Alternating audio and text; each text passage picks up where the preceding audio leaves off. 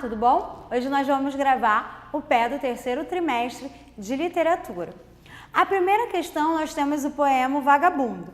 Eu durmo e vivo ao sol como um cigano, fumando meu cigarro vaporoso, nas noites de verão namoro estrelas. Sou pobre, sou mendigo e sou ditoso.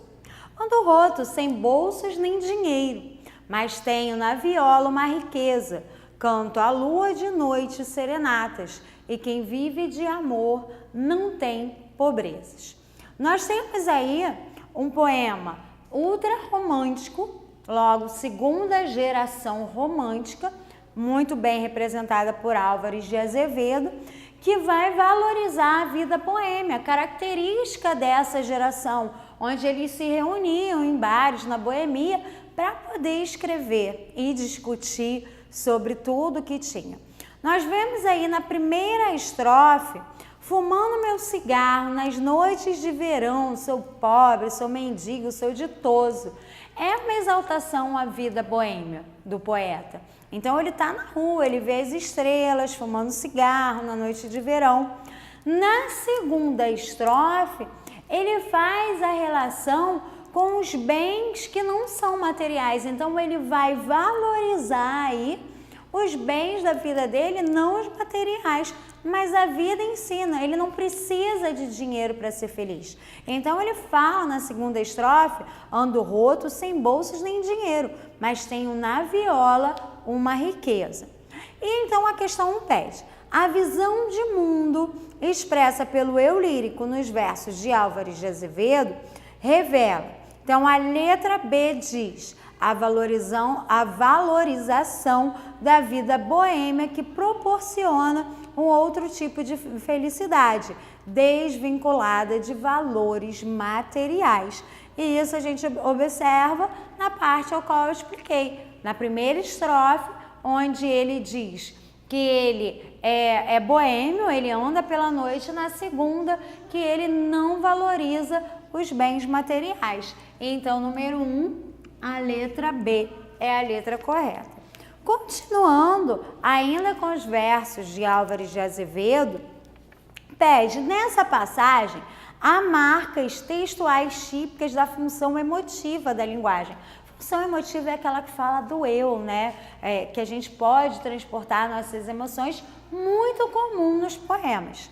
Essas marcas estão associadas a uma característica fundamental da poesia byroniana brasileira, que é o egocentrismo. Se é emotiva, se é eu, só pode então ser a relação do egocentrismo. O egocentrismo, eu no centro, né?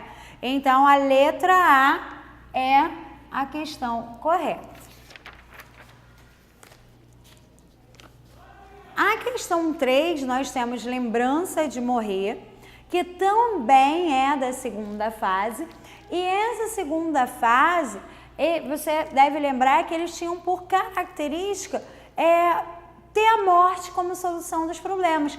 Tanto que se morria de amor, né? O poeta se exaltava o morrer de amor. Ele amava tanto que achava que a solução para aquilo tudo era a morte. Então pede aí nessa questão. Esse fragmento mostra uma atitude escapista, típica do romantismo. O eu lírico idealiza a morte como um meio de libertação do terrível fardo de viver. Então ele diz lá: eu deixo a vida como deixa o tédio, o deserto poento caminhoneiro, como as horas de um longo pesadelo que se desfaz ao dobre cineiro. Então eu deixo a vida, é uma forma de escape dele. A morte vai livrar das dores que ele tem aqui. Então nesse caso, a letra B é a questão correta. Na questão 4, vai pedir para que você analise informações sobre o ultrarromantismo, que é essa segunda geração ao qual eu falei nas questões anteriores. E aí vai pedir para que você analise aí o que é incorreto afirmar. Então, a questão A, B, D e E, ela dá todas as informações ao qual eu já passei para vocês. Agora, a letra C diz que entre as principais características do ultrarromantismo estão nacionalismo e indianismo. Não, isso são outras gerações do romantismo. Então, primeira e terceira geração. A segunda geração não trata nem do nacionalismo, nem do indianismo. Logo, a 4, a letra C. A questão 5, nós temos frases aí do vou embora para Passárgada, minha terra tem palmeiras, e pede para que você faça uma correlação com a semelhança e a diferença que há entre o lá de Gonçalves Dias e o lá de Manuel Bandeira. Então, vamos analisar. Vou embora para Passárgada. Lá sou amigo do rei. Lá tenho mulher que eu quero na cama que eu escolherei. Vou embora para Passárgada. E Gonçalves Dias, minha terra tem palmeiras, onde canto o sabiá. As árvores que aqui gorjeiam, não gorjeiam como lá. Então, Manuel Bandeira, ele está no Brasil e quer sair. Ao contrário de Gonçalves Dias, que estava exilado, e o lá é a exaltação, né, do lugar. Então, o lá, para ambos, são coisas boas. Eles querem ir para lá. Então, a questão A é que vai relacionar isso. Para ambos, o lá representa um mundo de coisas boas, maravilhosas. Entretanto, para Gonçalves Dias, o lá é o Brasil, a pátria. Para a Bandeira, não se coloca a questão de pátria. O lá é um mundo imaginário, perfeito, onde não tem os problemas e onde tem coisas às quais ele gosta. Então, nós temos aí a 5, questão A. A questão 6, que também é sobre a canção do exílio, que é a primeira geração que vai fazer uma exaltação, uma identidade. A gente estava vendo depois de uma independência, então era tão forte construir uma identidade nossa em relação ao Brasil, exaltar a nossa pátria. E esse poema faz isso muito bem. Então, pede a questão 6, fala assim: Gonçalves Dias consolidou o romantismo no Brasil. Sua canção do exílio pode ser considerada tipicamente romântica, por quê? E a questão B vai falar, ela exalta a terra natal, é nostálgica e saudosista. Então, essa questão do saudosismo, da saudade, até porque essa época era comum o exílio, eles estudavam fora, eles não estavam aqui, então a saudade é muito presente nos poemas. E o tema é tratado de modo sentimental e emotivo, que é comum, é característico ao romantismo. Então, essa questão 6, a letra B é a correta.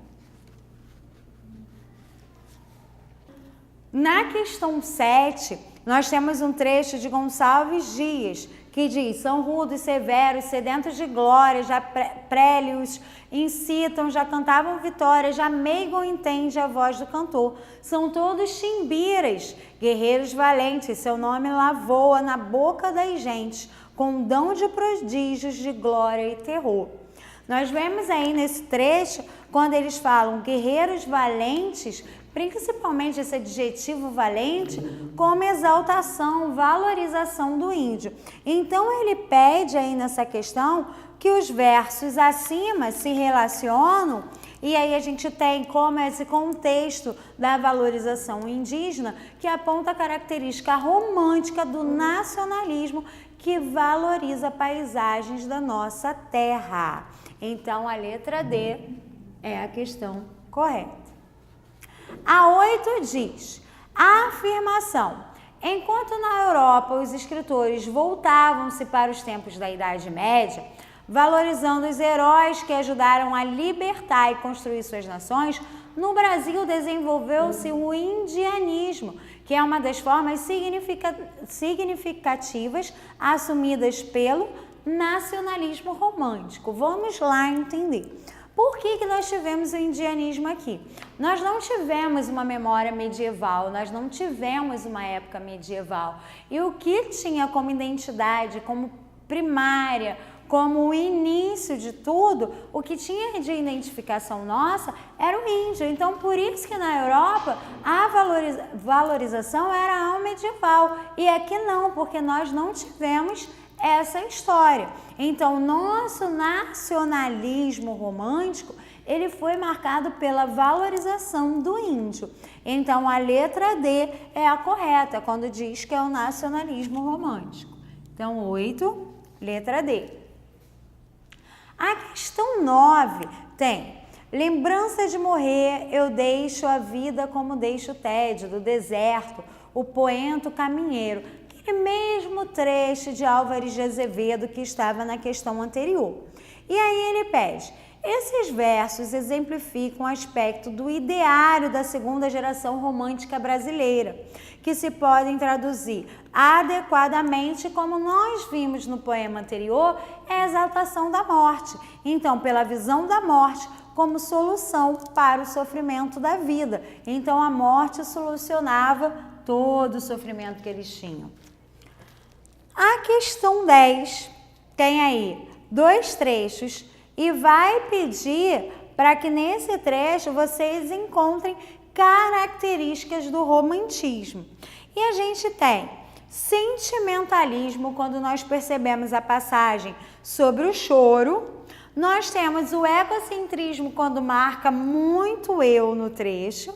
Temos o indianismo, quando caracteriza o índio. E temos religiosidade, quando faz crítica à igreja.